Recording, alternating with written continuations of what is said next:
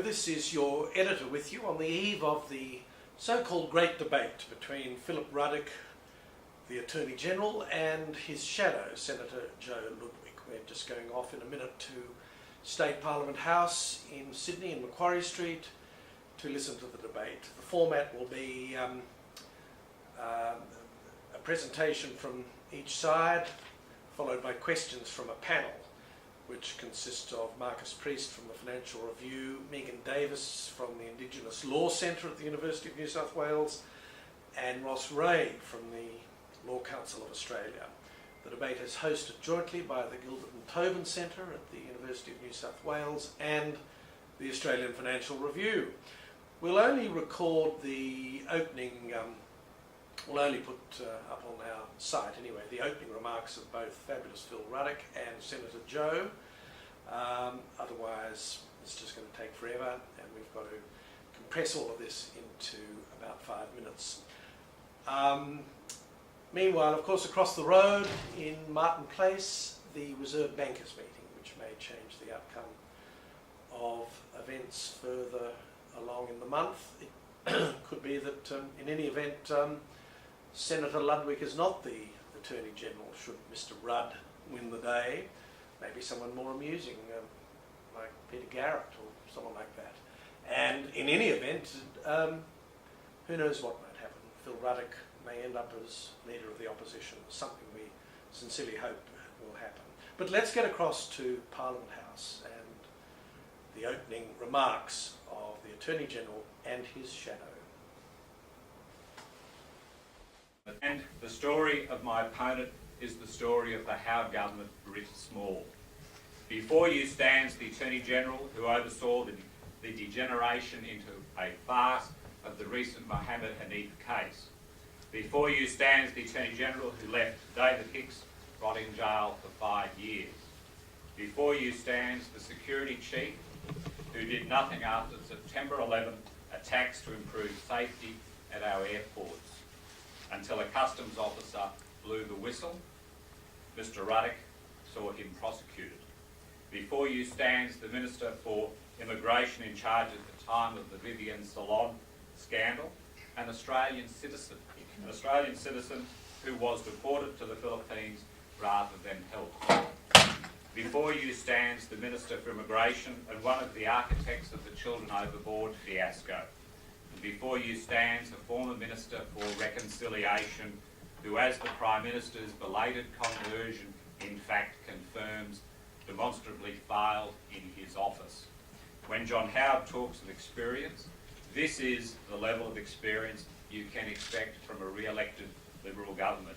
More of the comprehensive administrative failure by this minister who has disappointed so many. Over that time, the Liberal Party has moved from being a broad church to an exclusive enclave, and Mr Ruddock has managed to evolve from a small L Liberal to a capital R reactionary. The time has come for change from the bitterness that we've seen from the Howard government as it wages its so-called culture wars, but more fundamentally for the health of our democracy. And in that report that was released yesterday, Ms Irene Moss said this: there is a growing culture of secrecy, defensiveness and mistrust. This is why it is vital for Labor to implement reforms to return to an era of open and transparent government, and these reforms will be implemented in the first term. I've been passionate about harmonisation of our laws. Sir Owen Dixon was right when he said there is no geographical reason for private law to be different in any part of Australia. And the Coalition has driven the agenda. Defamation law, for instance, languished for more than 30 years until I drove the states towards a uniform defamation law, something that they've been unwilling to accept all that time. Calls for a national legal profession date back something like 50 years. Again, I wasn't prepared to wait indefinitely and drove the states towards uniformity.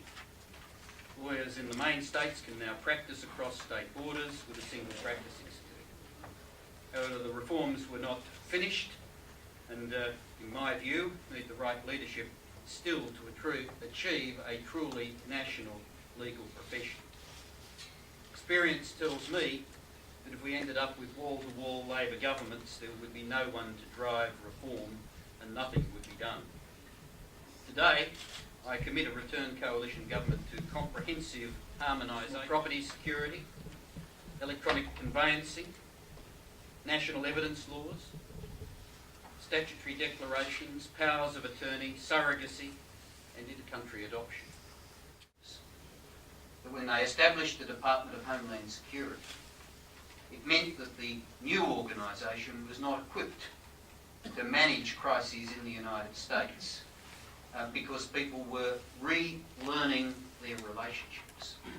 The head of the Department of Homeland Security has told us that 5 years after the introduction of those new arrangements, they are still bedding them down.